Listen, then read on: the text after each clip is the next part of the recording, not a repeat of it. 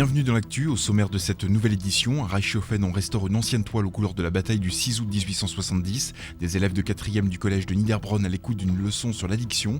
Et tout de suite, enquête sur d'étranges phénomènes paranormaux sur les hauteurs de Niederbronn. À la question « Croyez-vous aux fantômes ?», la plupart d'entre nous répondraient honnêtement non. Pourtant, l'histoire à laquelle a été confronté l'un des jeunes bénévoles allemands du centre, Albert Schweitzer, pourrait faire changer bon nombre d'opinions. La scène s'est passée sur les hauteurs de Niederbronn, et plus précisément dans l'expéridrome présent à côté du centre, où loge actuellement Jan Huckmann, qui a bien voulu nous raconter son aventure. Il y a 2 ou 3 semaines que j'ai aperçu des choses bizarres ici qui s'est passé. Je sais pas, qu'il y avait des coupes de vent qui m'a pas vraiment rassuré. C'était des choses bizarres en fait. J'ai aperçu un mec ou 2 mecs qui étaient dans cette maison. Et ils ont eu une air trop bizarre, un peu vieux jeu, je dirais. C'était pas vraiment des hommes comme moi et vous. C'était en fait, ils étaient, je sais pas, peut-être on pourrait dire des fantômes.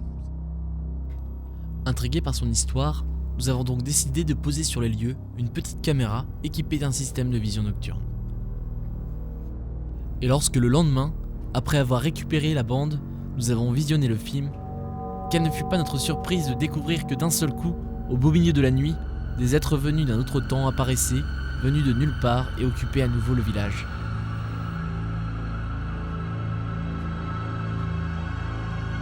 Mais s'agit-il vraiment de fantômes ? Force est de reconnaître que nous ne savons aujourd'hui encore que très peu de choses sur l'au-delà.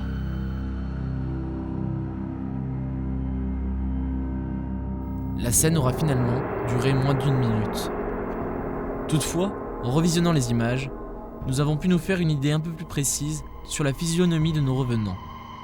Ces derniers sont en effet vêtus et armés à la façon des Gaulois, ce qui expliquerait en partie leur présence sur le site. Pour le reste, les forces de l'ordre n'ayant pas souhaité faire de commentaires sur le sujet, l'équipe de TV3V s'engage à tirer au clair cette histoire et vous tiendra au courant de l'évolution de ces étranges phénomènes.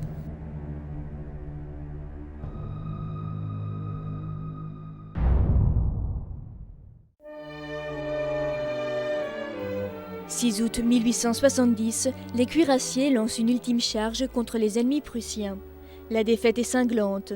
10 ans plus tard, Théodore Levigne, qui avait combattu durant la guerre, peint à Lyon une toile commémorative de celle-ci. La France baigne alors dans un climat de revanche. Les provinces perdues, on essayait de ne pas les oublier. Elles étaient orphelines, l'Alsace et la Lorraine, donc il fallait absolument partout montrer que les cuirassiers n'avaient pas démérité et que la France avait fait le maximum pour essayer de garder ces provinces. Ce tableau, qui se trouvait jusqu'alors au Café de la Patrie à Lyon, a été mis aux enchères suite à un changement de propriétaire. La ville de Reichshofen a alors naturellement acquis cette œuvre en 2008. Reichshofen, bien qu'étant cité du cuirassier, n'avait pas grand-chose sur le thème de 1870. Donc il y avait d'une part les tombes au cimetière des blessés qui sont morts aux ambulances de Reichshofen, et il y avait la tombe en face de la mairie de 2 zouaves qui ont été tués au moment de la guerre aussi. Et donc maintenant nous avons une image de ce champ de bataille qui bien sûr s'appelait Bataille de Reichshofen pour les Français parce que le télégramme de la défaite a été envoyé depuis la gare de Reichshofen. Un démontage maladroit, l'exposition en salle des ventes et le transport ont malmené cette toile déjà fragilisée par plus d'1 siècle d'existence. La ville a alors fait appel aux mains expertes de François Péquignot pour sa restauration. Nous avons procédé par petites étapes, nous avons consolider les endroits affaiblis, les pliures, nous avons collé les déchirures et une fois que nous avons acquis ce premier résultat, nous avons procédé au doublage du tableau. Donc nous avons collé au revers du tableau, de la toile, une nouvelle toile de renfort. La toile ainsi consolidée a été tendue sur un châssis fabriqué bénévolement par les soins de Joseph Burlet. Une étape de la restauration à ne pas négliger pour une œuvre d'une aussi grande taille. Le tableau mesure près de 2,30 m de haut sur 4,50 m de long.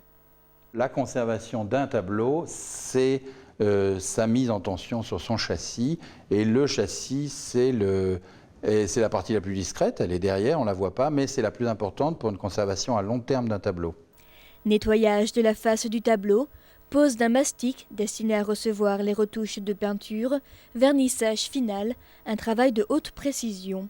Quant à la valeur de ce tableau, on voit que la peinture est très très bien faite, il n'y a pas d'erreur anatomique.